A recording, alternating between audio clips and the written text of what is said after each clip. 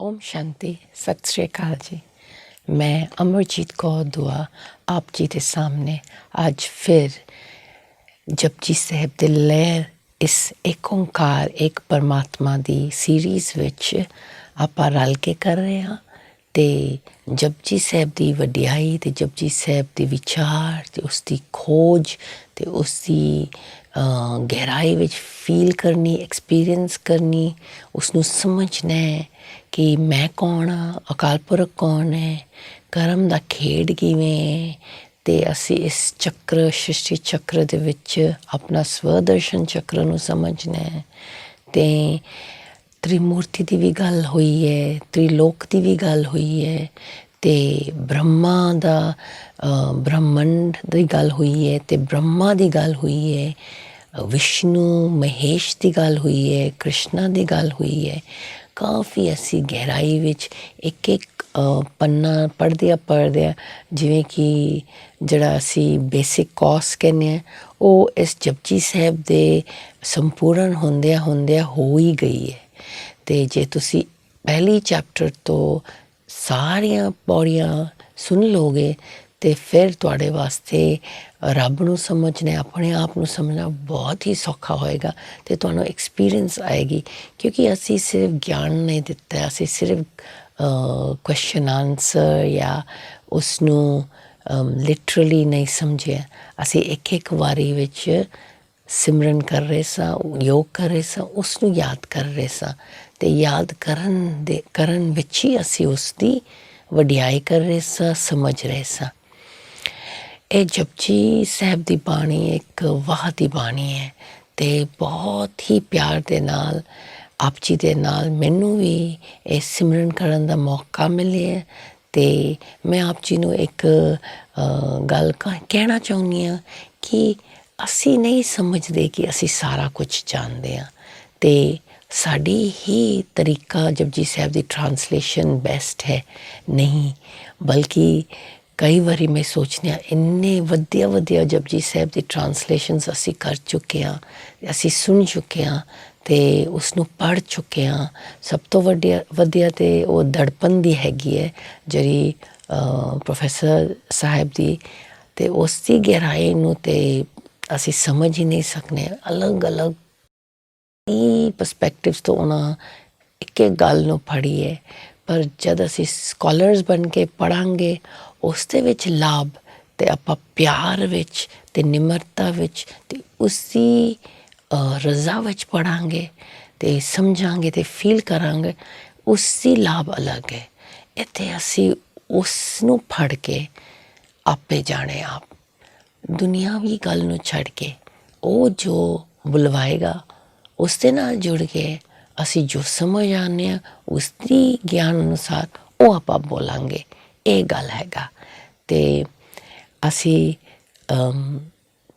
ਅਗਰ ਸਾਡੇ ਕੋਲੋਂ ਕੋਈ ਗਲਤੀ ਹੋਈ ਹੈ ਅਤੇ ਤੁਹਾਨੂੰ ਲੱਗਦਾ ਹੈ ਕਿ ਕੁਛ ਅਸੀਂ ਅੱਗੇ ਪਿੱਛੇ ਤੁਹਾਡੇ ਹਿਸਾਬ ਨਾਲ ਠੀਕ ਨਹੀਂ ਬੋਲਿਆ ਜਾਂ ਜਿਸ ਤਰ੍ਹਾਂ ਤੁਸੀਂ ਸਮਝਦੇ ਹੋ ਉਸ ਤਰ੍ਹਾਂ ਨਹੀਂ ਅਸੀਂ ਕਹਿ ਰਹੇ ਹਾਂ ਅਤੇ ਮਾਫੀ ਮੰਗਦੇ ਹਾਂ।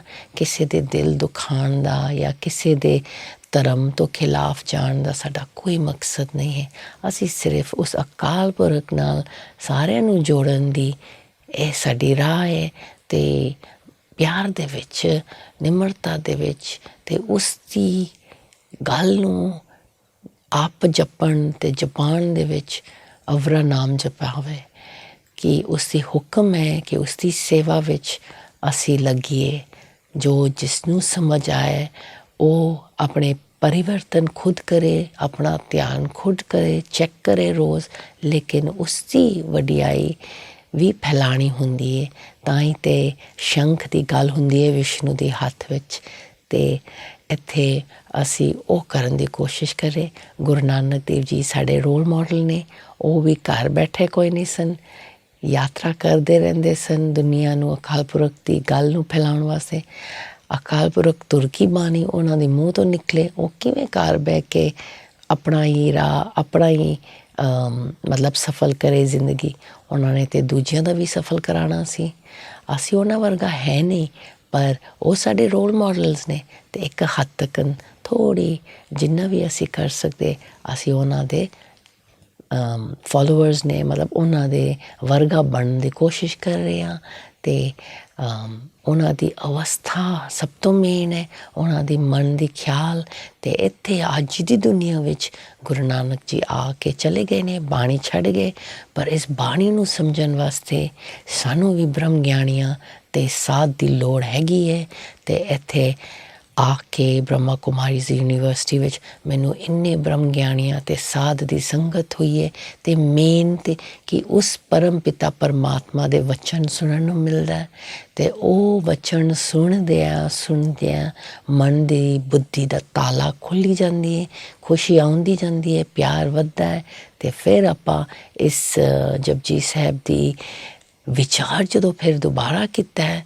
ਅਤੇ ਵਾਹ ਵਿੱਚ ਬਿਸਮਾਦ ਵਿੱਚ ਹੈਰਾਨ ਹੋ ਗਈ ਸਾਂ ਕਿ ਜੋ ਮੈਂ ਪਹਿਲਾਂ ਇੰਗਲਿਸ਼ ਪੋਇਟਰੀ ਦੇ ਵਿੱਚ ਲਿਖਿਆ ਸੀ ਹੁਣ ਉਸਨੂੰ ਕਿਵੇਂ ਅਸੀਂ ਐਕਸਪੀਰੀਅੰਸ ਕਰ ਰਹੇ ਸਾਂ ਕਿਵੇਂ ਉਹ ਗੱਲ ਜਿਹੜਾ ਮੈਂ ਸਮਝਦੀ ਸਾਂ ਕਿ ਮੈਂ ਸਮਝ ਰਹੀ ਹਾਂ ਅੱਜ ਹੋਰ ਤਰੀਕੇ ਦੇ ਨਾਲ ਹੋਰ ਗਹਿਰਾਈ ਵਿੱਚ ਮੈਂ ਉਸਨੂੰ ਐਕਸਪੀਰੀਅੰਸ ਕੀਤਾ ਹੈ ਅਤੇ ਉਹ ਐਕਸਪੀਰੀਅੰਸ ਦੇ ਨਾਲ ਮੈਂ 100% ਯਕੀਨ ਦੇ ਨਾਲ 100% ਕਿ ਜੇ ਅਸੀਂ ਆਪਣੇ ਆਪ ਨੂੰ ਆਤਮਾ ਸਮਝ ਕੇ ਉਸ ਅਕਾਲ ਪੁਰਖ ਨੂੰ ਆਤਮਾ ਸਮਝ ਕੇ ਮਨ ਦੇ ਤਸਵੀਰ ਦੇ ਵਿੱਚ ਜੋਤੀ ਬਿੰਦੂ ਟਿਕਾ ਕੇ ਆਪਣੇ ਬੁੱਧੀ ਦੇ ਵਿੱਚ ਮਨ ਬੁੱਧ ਮਤ ਦੇ ਵਿੱਚ ਫਿਰ ਆਪਾਂ ਉਸ ਦੀ ਕਿਰਪਾ ਲੈ ਕੇ ਜੇ ਆਪਾਂ ਪੜ੍ਹਾਂਗੇ ਅਤੇ ਉਸ ਦੇ ਧਿਆਨ ਵਿੱਚ ਇੱਕ ਇੱਕ ਬਾਣੀ ਸਾਨੂੰ ਉਸ ਦੇ ਨਾਲ ਮਿਲਾਏਗਾ ਹੀ ਮਿਲਾਏਗਾ ਉਸ ਦੀ ਵਡਿਆਈ ਅਸੀਂ ਫੀਲ ਕਰਾਂਗੇ ਐਕਸਪੀਰੀਅੰਸ ਕਰਾਂਗੇ ਅਤੇ ਸਾਡੀ ਆਪਸੀ ਵਿੱਚ ਜਿਹੜੀ ਗੈਪ ਹੈ ਸਾਨੂੰ ਸਮਝ ਆਏਗਾ ਕਿ ਅਸੀਂ ਉਸ ਗੈਪ ਨੂੰ ਫੁਲਫਿਲ ਕਰਨਾ ਹੈ ਕਲੋਜ਼ ਕਰਨਾ ਹੈ ਅਸੀਂ ਅਕਾਲ ਪੁਰਖ ਵਰਗਾ ਬਣਨਾ ਹੈ ਇਹ ਨਹੀਂ ਕਿ ਜ਼ਿੰਦਗੀ ਜੀ ਲਈ ਹੈ ਬਸ ਖੁਸ਼ੀ ਮਿਲ ਗਈ ਥੋੜ੍ਹੀ ਬਹੁਤੀ ਅਤੇ ਚੱਲ ਰਿਹਾ ਰੋਜ਼ ਚੱਲ ਰਿਹਾ ਖਾ ਪੀ ਰਹੇ ਸੋ ਰਹੇ ਉੱਠ ਰਹੇ ਕਰ ਰਹੇ ਕੰਮ ਇਹ ਨਹੀਂ ਇਹ ਕਰਦੇ ਬਾਅਦ ਵਿੱਚ ਅਸੀਂ ਪਛਤਾਵਾਂਗੇ ਜਦੋਂ ਅਸੀਂ ਜਮ ਦੇ ਸਾਹਮਣੇ ਜਾਵਾਂਗੇ ਇਸ ਸਰੀਰ ਨੂੰ ਛੱਡ ਕੇ ਜਾਵਾਂਗੇ ਉਸ ਦੇ ਸਾਹਮਣੇ ਜਾਵਾਂਗੇ ਫਿਰ ਆਪਾਂ ਕੀ ਬੋਲਾਂਗੇ ਕੀ ਵਿਚਾਰ ਕਰਾਂਗੇ ਕਿ ਅਸੀਂ ਕਰਕੇ ਕੀ ਆਏ ਹਾਂ ਇਹ ਅਸੀਂ ਅੱਗੋਂ ਜਾ ਕੇ ਜਪਜੀ ਸਾਹਿਬ ਸੰਪੂਰਨ ਕਰਕੇ ਆਪਾਂ ਇਹ ਸਵਾਲ ਆਪਣੇ ਆਪ ਨੂੰ ਕਰਨਾ ਪਏਗਾ ਫਿਰ ਸਾਨੂੰ ਸਮਝ ਆਏਗਾ ਕਿ ਸਾਨੂੰ ਰੂਹਾਨੀ ਜੀਵਨ ਜਿਉਣ ਵਾਸਤੇ ਘੜੀ ਮਿਲੀ ਸੀ ਅਤੇ ਅਸੀਂ ਉਸ ਨੂੰ ਨਿਸ਼ਫਲ ਗੁਆ ਦਿੱਤੀ ਹੈ ਇਹ ਕੰਮ ਨਾ ਅਸੀਂ ਕਰੀਏ ਰੂਹਾਨੀ ਰਾਹ ਅਤੇ ਵੈਰਾਗ ਵਿੱਚ ਅਸੀਂ ਆ ਚੁੱਕੇ ਹਾਂ ਥੋੜ੍ਹਾ ਗੁਰੂ ਅਕਾਲ ਪੁਰਖ ਸਾਨੂੰ ਜਗਾ ਹੀ ਰਿਹਾ ਤਾਂ ਅਸੀਂ ਸੁਣ ਰਹੇ ਹਾਂ ਤਾਂ ਤੁਸੀਂ ਸਾਹਮਣੇ ਬੈਠੇ ਹੋ ਤਾਂ ਮੈਂ ਇੱਥੇ ਗੱਲ ਕਰ ਰਹੀ ਹਾਂ ਅਸੀਂ ਦੋਵੇਂ ਇਸ ਵੇਲੇ ਅਸੀਂ ਸਾਰੇ ਇਸ ਰਾਹ 'ਤੇ ਚੱਲਣ ਦੀ ਖਿਆਲ 'ਤੇ ਹੈਗਾ ਤਾਂ ਅਸੀਂ ਇਸ ਪ੍ਰੋਗਰਾਮ ਨੂੰ ਸੁਣ ਰਹੇ ਐਵੇਂ ਥੋੜ੍ਹਾ ਸੋ ਕੋਈ ਇਸ ਇੱਕ ਓਂਕਾਰ ਇੱਕ ਪਰਮਾਤਮਾ ਦੀ ਪ੍ਰੋਗਰਾਮ ਨੂੰ ਵੇਖੇਗਾ ਉਹੀ ਵੇਖਣਗੇ ਜਿਹੜੀ ਜਿਸ ਦੇ ਵਿੱਚ ਖੋਜ ਹੈ ਜਿਸ ਦੇ ਵਿੱਚ ਰੱਬ ਦੇ ਨਾਲ ਪਿਆਰ ਹੈਗਾ ਅਤੇ ਇਹੋ ਪਿਆਰ ਸਾਨੂੰ ਉਸ ਦੀ ਵਡਿਆਈ ਉਸ ਦੀ ਗੋਬਿੰਦ ਮਿਲਨ ਵਿੱਚ ਸਫਲਤਾ ਪਾਏਗੀ ਅਤੇ ਫਿਰ ਅਸੀਂ ਆਪਣੀ ਜ਼ਿੰਦਗੀ ਦਾ ਸਫਲਤਾ ਪਾਵਾਂਗੇ ਜੋ ਅਸੀਂ ਕਹਿੰਦੇ ਹਾਂ ਵਾਹਿਗੁਰੂ ਜੀ ਦਾ ਖਾਲਸਾ ਵਾਹਿਗੁਰੂ ਜੀ ਕੀ ਫਤਿਹ ਅਸੀਂ ਖਾਲਸਾ ਬਣਾਂਗੇ ਅਤੇ ਸਾਡੀ ਜਿੱਤ ਹੋਏਗੀ ਫਤਿਹ ਬਣਾਂਗੇ ਉਸ ਦੀ ਵਡਿਆਈ ਵਿੱਚ ਆਓ ਇਹ ਹੁਣ ਆਪਾਂ ਅੱਗਾ ਚੱਲੀਏ ਅਸੀਂ ਜਪਜੀ ਸਾਹਿਬ ਦੇ ਇਸ ਵੇਲੇ 5 ਖੰਡ ਦੇ ਵਿਚਾਰ ਕਰ ਰਹੇ ਸਾਂ ਅਤੇ ਸੱਚਖੰਡ ਆਪਾਂ ਸ਼ੁਰੂ ਕੀਤਾ ਸੀ ਪਿਛਲੇ ਐਪੀਸੋਡ ਪਰ ਅਜੇ ਖ਼ਤਮ ਨਹੀਂ ਕੀਤਾ ਅਤੇ 2 ਲਾਈਨਾਂ ਬਾਕੀ ਨੇ ਸੱਚਖੰਡ ਦੀ ਫਿਰ ਆਪਾਂ ਰੀਕੈਪ ਕਰਾਂਗੇ ਥੋੜ੍ਹੇ ਵਰਡਸ ਦੇ ਵਿੱਚ ਅਤੇ ਚੱਲੀਏ ਪਹਿਲਾਂ ਅਸੀਂ ਪੜ੍ਹੀਏ ਇਹ ਲਾਸਟ 2 ਲਾਈਨਸ ਵੇਖੈ ਵਿਗਸੈ ਕਰ ਵਿਚਾਰ ਨਾਨਕ ਕਥਨਾ ਕਰੜਾ ਸਾਰ In this state, one experiences all the different inexpressible happenings and wows at how he beholds all, while happily enjoying the play and such contemplatings. O Nanak, this realm cannot ever be verbalized, for it can only be experienced. ਇਨ੍ਹਾਂ को ਵੇਖੇ ਵਿਕਸੈ ਕਰ ਵਿਚਾਰ। ਉਹ ਉੱਥੇ ਜਦੋਂ ਅਸੀਂ ਪਹੁੰਚਨੇ ਇਸ ਅਖੀਰਲਾ ਸੱਚਖੰਡ ਦੇ ਵਿੱਚ ਅਕਾਲ ਪੁਰਖ ਦੇ ਕੋਲ ਉਸ ਦੇ ਨਾਲ ਸੱਚ ਵਿੱਚ ਇੱਕਮਿਕ ਹੋ ਕੇ ਰਵਾਂਗੇ, ਫਿਰ ਤੇ ਅਸੀਂ ਇਸ ਕਥਨਾ ਕਰੜਾ ਸਾਰਾ ਕੁਛ ਨੂੰ ਅਸੀਂ ਉਸ ਦੇ ਨਾਲ ਬਹਿ ਕੇ ਇਸ ਦੀ ਅਸੀਂ ਕਥਨਾ ਕਰ ਹੀ ਨਹੀਂ ਸਕਦੀ। ਉਹ ਜਦ ਪਹੁੰਚਾਂਗੇ ਅਸੀਂ ਉੱਥੇ ਫਿਰ ਐਕਸਪੀਰੀਅੰਸ ਹੋਵੇਗਾ। ਅਸੀਂ ਇਸ ਵੇਲੇ ਸਿਰਫ ਖਿਆਲ ਕਰ ਸਕਦੇ ਹਾਂ ਕਿ ਇਸ ਤਰ੍ਹਾਂ ਹੋਏਗਾ, ਪਰ ਉਹ ਐਕਸਪੀਰੀਅੰਸ ਆਪਣੀ ਗੱਲ ਹੈ, ਗਿਆਨ ਆਪਣੀ ਗੱਲ ਹੈ। ਅਤੇ ਇਸ ਬਾਰੇ ਛੋਟੀ ਮੂੰਹ ਵੱਡੀ ਬਾਤ ਅਸੀਂ ਇਸ ਗੱਲ ਨੂੰ ਜ਼ਿਕਰ ਹੀ ਨਹੀਂ ਕਰ ਸਕਦੇ, ਪਰ ਉੱਥੇ ਤੱਕ ਪਹੁੰਚਣ ਸਾਡਾ ਮਕਸਦ ਹੈਗਾ। ਚਲੋ ਇੱਕ ਵਾਰੀ ਹਰ ਇੱਕ ਖੰਡ ਨੂੰ ਰੀਕੈਪ ਕਰੀਏ, ਗੁਰੂ ਦੀ ਬਾਣੀ ਨੂੰ ਲੈ ਕੇ ਆਪਾਂ ਸਮਝੀਏ। ਧਰਮ ਖੰਡ ਤੋਂ ਸ਼ੁਰੂ ਹੋਇਆ ਸੀ ਅਤੇ ਉੱਥੇ ਗੁਰੂ ਜੀ ਨੇ ਆਖਿਆ ਸੀ ਸ਼ੁਰੂ ਵਿੱਚ ਕਿ ਕਿਵੇਂ ਉਹ ਧਰਮ ਦਾ ਜਿਹੜਾ ਬ੍ਰਹਮੰਡ ਹੈ, ਕਿਵੇਂ ਰਾਤੀ ਰੁੱਤੀ ਥਿੱਤੀ ਵਾਰ ਪਵਨ ਪਾਣੀ ਅਗਨੀ ਪਾਤਾਲ ਤਿਸ ਵਿੱਚ ਧਰਤੀ ਥਾਪ ਰੱਖੀ ਧਰਮਸਾਲ। ਉਹਨਾਂ ਨੇ ਧਰਤੀ ਨੂੰ ਧਰਮਸਾਲ ਬਣਾ ਕੇ ਰੱਖਿਆ। ਅਤੇ ਇਹ ਪੁਆਇੰਟ ਅਸੀਂ ਵੀ ਸਮਝ ਸਕਦੇ ਹਾਂ ਕਿ ਜਦੋਂ ਸਾਡੇ ਐਜੂਕੇਸ਼ਨ ਸ਼ੁਰੂ ਹੋਇਆ ਸੀ, ਸ਼ੁਰੂ ਵਿੱਚ ਉਹਨਾਂ ਨੂੰ ਧਰਮਸਾਲ ਕਹਿੰਦੇ ਸਨ। ਐਜੂਕੇਸ਼ਨ ਜਿਹੜਾ ਸੀ ਨਾ, ਇਹ ਹਿਸਟਰੀ, ਜੋਗ੍ਰਾਫੀ, ਇੰਗਲਿਸ਼, ਮੈਥਸ, ਇਹ ਸਾਰਾ ਕੁਛ ਨਹੀਂ ਸੀ। ਉਦੋਂ ਧਰਮਸਾਲ ਹੀ ਚੱਲਦਾ ਸੀ।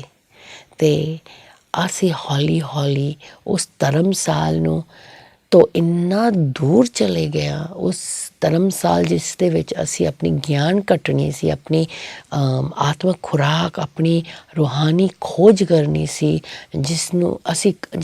ਜਿੱਥੇ ਅਸੀਂ ਅਕਾਲ ਪੁਰਖ ਦੀ ਰਜ਼ਾਈ ਸਮਝਣੀ ਸੀ, ਉਹ ਅਸੀਂ ਭੁੱਲ ਚੁੱਕੇ ਹਾਂ। ਆਤਮਕ ਤਰੱਕੀ ਰਹਿ ਗਈ ਪਿੱਛੇ ਅਤੇ ਦੁਨਿਆਵੀ ਤਰੱਕੀ ਵੱਧਦੀ ਗਈ। ਹੁਣ ਤਾਂ ਯੂਨੀਵਰਸਿਟੀ, ਸਕੂਲਸ, ਸਬਜੈਕਟ ਰਹਿ ਗਈ, ਮੋਰਲ ਸਾਇੰਸ, ਵੈਲਿਊ ਐਡੀਕੇਸ਼ਨ ਕਿਧਰੇ ਅੱਧਾ ਕੁ ਘੰਟਾ ਦਿਹਾੜੀ ਵਿੱਚ, ਉਹ ਵੀ ਕਈ ਸਕੂਲਾਂ ਵਿੱਚ ਹੈ ਵੀ ਨਹੀਂ। ਅਤੇ ਇੱਥੇ ਗੁਰੂ ਨੇ ਆਖਿਆ, ਉਹਨਾਂ ਨੇ ਧਰਤੀ ਦੇ ਉੱਤੇ ਇਹ ਵਿੱਚ ਟਿਕਾਇਆ, ਵਕਤ ਦੇ ਵਿੱਚ ਇਹ 5 ਤੱਤਵ ਦੇ ਵਿੱਚ ਸਾਨੂੰ ਟਿਕਾ ਦਿੱਤਾ ਖੇਡਣ ਵਾਸਤੇ, ਅਤੇ ਧਰਮਸਾਲ ਬਣਾਇਆ। ਧਰਮਸਾਲ ਮਤਲਬ ਮੈਂ ਅਤੇ ਅਕਾਲ ਪੁਰਖ ਦਾ ਰਿਸ਼ਤਾ, ਉਹਨੂੰ ਧਰਮ ਕਹਿੰਦੇ। ਅਤੇ ਉਸ ਨੂੰ ਸਮਝਣ ਵਾਸਤੇ ਅਸੀਂ ਇੱਥੇ ਖੇਡਣ ਆਏ ਹਾਂ। ਅੱਗੋਂ ਗੁਰਬਾਣੀ ਦਾ ਜਿਹੜੇ 5 ਖੰਡ ਦਾ ਅਸੀਂ ਕਰ ਰਹੇ ਹਾਂ, ਇਹ ਧਰਮ ਖੰਡ ਦੀ ਗੱਲ ਹੋ ਰਹੀ ਹੈ। ਤਿਸ ਵਿੱਚ ਜੀ ਜੁਗਤ ਕੇ ਰੰਗ ਤਿਨਕੇ ਨਾਮ ਅਨੇਕ ਅਨੰਤ। ਉਹਨਾਂ ਪਾਇਆ ਸਾਰੇ ਜੀਵ ਜੰਤ ਅਨੇਕ ਰੰਗ ਅਨੇਕ ਨਾਮ। ਕਰਮੀ ਹੋਏ ਵਿਚਾਰ ਸੱਚਾ ਆਪ ਸੱਚਾ ਦਰਬਾਰ। ਇੱਥੇ ਅਸੀਂ ਆਪਣੇ ਕਰਮ ਕਰਾਂਗੇ, ਉਸ ਦੇ ਉੱਤੇ ਵਿਚਾਰ ਉਸ ਦੀ ਦਰਗਾਹ ਵਿੱਚ ਜਾ ਕੇ ਜ਼ਰੂਰ ਹੋਵੇਗੀ। ਤਿੱਥੇ ਸੋਹਣ ਪੰਚ ਪਰਵਾਨ ਨਦਰੀ ਕਰਮ ਪਵੈ ਨਿਸ਼ਾਨ। ਅਤੇ ਜਿਹੜੇ ਸੋਹਣੇ ਨੇ, ਜਿਨ੍ਹਾਂ ਦੇ ਕੰਮ ਬੜੇ ਅੱਛੇ ਨੇ, ਉਹ ਪੰਚ ਬਣਨਗੇ ਅਤੇ ਉਸ ਦੀ ਦਰਗਾਹ ਵਿੱਚ ਪ੍ਰਵਾਨ ਹੋ ਗਏ। ਇਹ ਡੀਟੇਲ ਵਿੱਚ ਅਸੀਂ ਇਹ ਪੌੜੀ ਕਰ ਚੁੱਕੇ ਹਾਂ। ਆਪਾਂ ਸਿਰਫ ਰੀਕੈਪ ਕਰ ਰਹੇ ਹਾਂ ਇਸ ਵੇਲੇ। ਕੱਚ ਪਕਾਈ ਉੱਥੇ ਪਾਏ, ਅਤੇ ਚੰਗਾ ਕਿਸਨੇ ਕੀਤਾ, ਬੁਰਾ ਕਿਸਨੇ ਕੀਤਾ, ਉਹ ਸਾਰੇ ਉੱਥੇ ਜਾ ਕੇ ਅਸੀਂ ਸੁਣ ਪਾਵਾਂਗੇ। ਨਾਨਕ ਗਈਆਂ ਜਾਪੇ ਜਾਏ, ਮਤਲਬ ਅਸੀਂ ਜਾਵਾਂਗੇ, ਪਤਾ ਲੱਗੇਗਾ। ਇੱਥੇ ਧਰਮ ਖੰਡ ਦੀ ਕੰਕਲੂਸ਼ਨ ਨੇ। ਫਿਰ ਅਕਾਲ ਪੁਰਖ ਤੁਰਕੀ ਬਾਣੀ ਜਪਜੀ ਸਾਹਿਬ ਵਿੱਚ ਅੱਗੋਂ ਚਲੀਏ। ਧਰਮ ਖੰਡ ਕਾ ਇਹੋ ਧਰਮ, ਇਹ ਗਿਆਨ ਖੰਡ ਕਾ ਆਖੋ ਕਰਮ। ਹੁਣ ਗਿਆਨ ਖੰਡ ਦੀ ਸ਼ੁਰੂਆਤ ਹੁੰਦੀ ਹੈ। ਕੇਤੇ ਪਵਨ ਪਾਣੀ ਵੇ ਸੰਤਰ, ਕੇਤੇ ਕਾਨ ਮਹੇਸ਼, ਕੇਤੇ ਬਰਮੇ ਕਾੜਤ ਕੜੀਏ, रूप रंग के वेश। केतिया करम भूमि मेर केते तू उपदेश। केते इंद चंद सूर केते मंडल देश। केते सिद्ध बुद्धनाथ केते देवी वेश। केते देव दानव मुन केते रतन समुंद। केतिया खाणी केतिया बाणी केते पात नरिंद। केतियाँ सुरती सेवक केते नानक अंत न अंत। ਇੱਥੇ ਗਿਆਨ ਖੰਡ ਦੇ ਵਿੱਚ ਉਸ ਦੀ ਵਡਿਆਈ ਕੀਤੀ ਗਈ ਜਿਹੜਾ ਕਿ ਅਕਾਲ ਪੁਰਖ ਦੀ ਬਾਣੀ ਨੂੰ ਥੋੜ੍ਹਾ ਸਮਝਣ ਲੱਗ ਪਏ, ਜਿਹੜੇ ਵਿਰਾਗ ਹੋ ਗਏ ਨੇ, ਜਿਹੜੇ ਇਸ 'ਤੇ ਰਾਹ 'ਤੇ ਚੱਲ ਰਹੇ ਨੇ, ਉਹ ਇੱਥੇ ਬ੍ਰਹਮੇ ਉਸ ਦੀ ਗੱਲ ਹੋ ਰਹੀ ਹੈ। ਜਿਹੜਾ ਅਸੀਂ ਇਸ ਰਾਹ 'ਤੇ ਟੁਰ ਪਏ ਹਾਂ ਅਤੇ ਦੇਵ ਦਾਨਵ ਦਾ ਫਰਕ ਪਤਾ ਚੱਲ ਜਾਂਦਾ ਹੈ, ਅਤੇ ਮਨ ਵਿੱਚ ਰਹਿਣ ਦਾ ਅਤੇ ਸ਼ਾਂਤ ਵਿੱਚ ਰਹਿਣ ਦਾ ਫਰਕ ਪਤਾ ਚੱਲ ਜਾਂਦਾ ਹੈ। ਅਤੇ ਇੱਥੇ ਮਤਲਬ ਰਤਨ ਸਮੁੰਦ, ਉਸ ਦੀ ਰਤਨ ਜਿਹੜੀ ਸਾਡੀ ਅਸੀਂ ਸੁਣਦੇ ਹਾਂ ਕਿ ਕਿੰਨੇ ਰਤਨ ਜਵਾਹਰ ਮਣਿਕ ਮਨ ਦੇ ਵਿੱਚ ਟਿੱਕੀ ਹੈ, ਉਹ ਸਮਝ ਚਲਦੀ ਹੈ। ਅਤੇ ਦੇਵੀ ਵਰਗਾ ਅਸੀਂ ਬਣ ਜਾਂਦੇ ਹਾਂ, ਅਤੇ ਮਤਲਬ ਕਿ ਉਹਨਾਂ ਦੀ ਸਮਝ ਜਾਂਦੀ ਹੈ ਕਿ ਉਹ ਗਿਆਨ ਖੰਡ, ਇੱਥੇ ਗਿਆਨ ਖੰਡ ਦੀ ਗੱਲ ਹੈ। ਮਤਲਬ ਕਿ ਉਹ ਜਿਹੜਾ ਪਹਿਲਾਂ ਅਸੀਂ ਟਿੱਕੇ ਹਾਂ ਅਤੇ ਕੁਝ ਖੋਜ ਕਰਨਾ ਸੀ, ਉਹ ਧਰਮ ਖੰਡ ਸੀਗਾ, ਅਤੇ ਗਿਆਨ ਖੰਡ ਵਿੱਚ ਆਪਾਂ ਥੋੜ੍ਹਾ ਅੱਗੇ ਚਲੇ ਗਏ ਉਹ ਸਪਿਰਿਚੁਅਲ ਨੌਲੇਜ ਦੇ ਵਿੱਚ, ਅਤੇ ਉੱਥੇ ਥੋੜ੍ਹਾ ਸਾਨੂੰ ਸ਼ੁਰੂਆਤ ਹੁੰਦੀ ਹੈ ਅਤੇ ਸਮਝ ਵੀ ਆਉਂਦੀ ਹੈ ਅਤੇ ਕਰਦੇ ਵੀ ਹਾਂ। ਅਤੇ ਇਹ ਵੀ ਬੜੀ ਅੱਛੀ ਮਤਲਬ ਅਵਸਥਾ ਹੈ, ਕਿਉਂਕਿ ਇੱਥੇ ਗੁਰੂ ਨੇ ਕੇਤਿਆ ਸੁਰਤੀ ਸੇਵਕ ਕੇਤੇ ਨਾਨਕ ਅੰਤ ਨਾ ਅੰਤ, ਉਸ ਦੀ ਅੰਤ ਨੂੰ ਸਮਝ ਲੈ ਕਿ ਅਸੀਂ ਉਸ ਦੀ ਅੰਤ ਨੂੰ ਨਹੀਂ ਪਾ ਸਕਦੇ। ਉਹ ਅਮੁੱਲ ਹੈ, ਉਹ ਅਸੰਖ ਹੈ, ਉਹ ਸਾਰਾ ਕੁਝ ਸਮਝ ਆ ਜਾਂਦੀ ਹੈ। ਉਹ ਸ਼ੁਰੂਆਤ ਹੁੰਦੀ ਹੈ ਸਾਡੀ ਇਹ ਅਵਸਥਾ ਦੀ। ਫਿਰ ਸਰਮ ਖੰਡ ਕੀ ਬਾਣੀ ਰੂਪ, ਤਿੱਥੇ ਕਾੜਤ ਕੜੇ ਬਹੁਤ ਅਨੂਪ, ਤਾਕੀਆਂ ਗੱਲਾਂ ਕਥੀਆਂ ਨਾ ਜਾਏ, ਜੇ ਕੋ ਕਹੇ ਪਿੱਛੇ ਪਛਤਾਏ, ਤਿੱਥੇ ਕੜੀਏ ਸੁਰਤ ਮਤ ਮਨ ਬੁੱਧ। ਇਹ ਸ਼ਰਮ ਖੰਡ ਦੇ ਵਿੱਚ ਅਸੀਂ ਫਿਰ ਉਹ ਇਨਰ ਸਪਿਰਿਚੁਅਲ ਐਫਰਟ ਕਰਨੇ ਆ ਜੋ ਅਸੀਂ ਸਮਝਨੇ ਹਾਂ ਗਿਆਨ ਖੰਡ ਦੇ ਵਿੱਚ, ਫਿਰ ਅਸੀਂ ਸ਼ਰਮ ਖੰਡ ਦੇ ਵਿੱਚ ਹੋਰ ਉਸ ਦੀ ਐਫਰਟ ਕਰਨੇ ਆ, ਅਤੇ ਉਹ ਸਪਿਰਿਚੁਅਲ ਐਫਰਟ ਦੀ ਐਂਡ ਰਿਜ਼ਲਟ ਹੀ ਸਰਮ ਖੰਡ ਦੀ ਅਵਸਥਾ ਹੈ। ਕਿਉਂਕਿ ਇੱਕ ਸਪਿਰਿਚੁਅਲ ਐਫਰਟ ਮਤਲਬ ਰਿਜ਼ਲਟ, ਇੱਕ ਕਦਮ ਤੁਸੀਂ ਚੁੱਕਿਆ, ਉਹ ਲੱਖ ਕਦਮ ਉਹਨਾਂ ਚੁੱਕਿਆ। ਮੈਂ 100 ਨਹੀਂ ਆਖਾਂਗੀ, ਲੱਖ ਕਰੋੜ ਕਦਮ ਉਹ ਚੁੱਕਦੇ ਨੇ। ਉਹ ਫਿਰ ਇਹਦਾ ਮਤਲਬ ਮੈਂ ਕਦਮ ਚੁੱਕਿਆ ਅਤੇ ਸਫਲਤਾ ਹੋਈ ਸਮਝੋ। ਬਸ ਅਸੀਂ ਰਲ ਕੇ ਕਦਮ ਚੁੱਕੇ ਅਤੇ ਸਫਲਤਾ ਹੀ ਸਫਲਤਾ ਹੈ। ਮਤਲਬ ਸ਼ਰਮ ਖੰਡ, ਕਿਉਂਕਿ ਸ਼ਰਮ ਖੰਡ ਦੀ ਐਂਡਿੰਗ ਤੱਕ ਗੁਰੂ ਜੀ ਕਹਿੰਦੇ ਨੇ ਇਹ ਬਸ ਸਮਝੋ ਸਫਲ ਪਾ ਲਿਆ। ਤਿੱਥੇ ਕੜੀਏ ਸੁਰਾਂ ਸਿੱਧਾ ਕੀ ਸੁਧ, ਕਰਮ ਖੰਡ ਕੀ ਬਾਣੀ ਜੋਰੋ। ਸ਼ਰਮ ਕਰਦੇ ਕਰਦੇ ਕੀ ਪਾਵਾਂਗੇ? ਕਰਮ, ਉਸ ਦੀ ਕਿਰਪਾ, ਉਸ ਦੀ ਗ੍ਰੇਸ ਪਾ ਲਾਂਗੇ।